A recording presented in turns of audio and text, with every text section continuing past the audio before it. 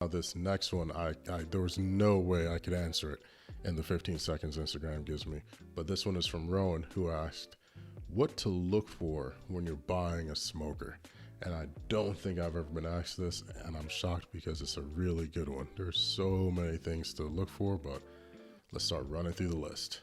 First is build quality. You don't want to shake your rig and you feel like everything's loose and about to fall apart and just doesn't seem stable. You're going to be putting lots of meat on that thing, so it's got to be sturdy, right? Next up, you're going to want to look at the welds. A lot of these store-bought offset stuff from the big box stores, they're just quick little TIG welds. They're not too clean. You want to make sure it's the perfect fit and finish, because if you see smoke coming out of your smoke chamber door, that means heat can come out of your smoke chamber door. That also means that you're going to have to add more fuel. You have to burn through more fuel, which means you have to spend more money on it, and that's a cost loss you're losing there. So it all funnels up and adds up. So just trust me, follow me here. Next thing you're going to look for, aside from the fit and finish, is the size of your firebox. Get yourself a good size firebox that has enough room for you to position things around. You guys ever see those grills or cookers or smokers? You put one split in and like the split is sticking out of the firebox because it's just too big. Yeah, I can't get down like that. Make sure, and yeah, someone's out there thinking, oh, well, you could just cut it in half and split. Yeah, I'm not talking to you. Get a firebox that is a good size and allows room to build, allows you to readjust and play around with how you're setting up your fires, because it makes so much of a difference during the cooking process. Next is also going to be the metal thickness. You do not want to get something that is so thin you feel like you can bend it yourself. And I've seen some of the Walmart, not knocking them, everyone's got to start somewhere, but I've seen some of the Walmart offset grills that are just so thin, they burn out so easily when you start a fire.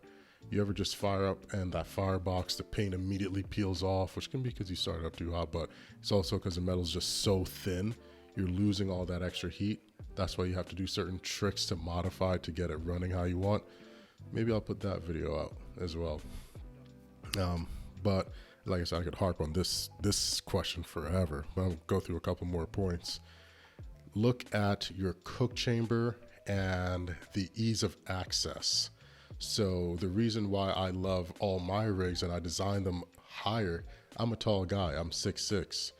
Most rigs sit lower, so I have to hunch and pull and do a whole thing, and it's just pain on my back. So my rigs already sit a bit higher. My grates slide out, and it makes it much easier for me to load and unload.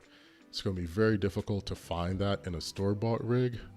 Some loopholes you can do would be to get yourself some cinder blocks and some 2x, and set the 2x on top of the cinder blocks, and then set your rig on top of that, making sure it's sturdy so that you're lifting the grate to you instead of having to hunch over every single time.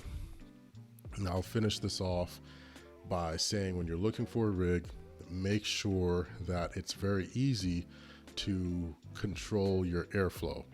Make sure it comes with dampeners. Some don't, believe it or not. Some just come with a little hole, and it's not even one that you can adjust, it's just fixed.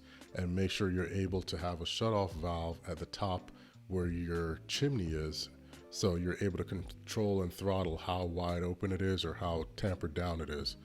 These are just my suggestions. I know it's a lot, but when I tell you I've looked at so many rigs, I've cooked on so many rigs, I've designed a lot of rigs too, that these are just things you start to pay attention to and you immediately realize like, oh, I wish I'd known this before.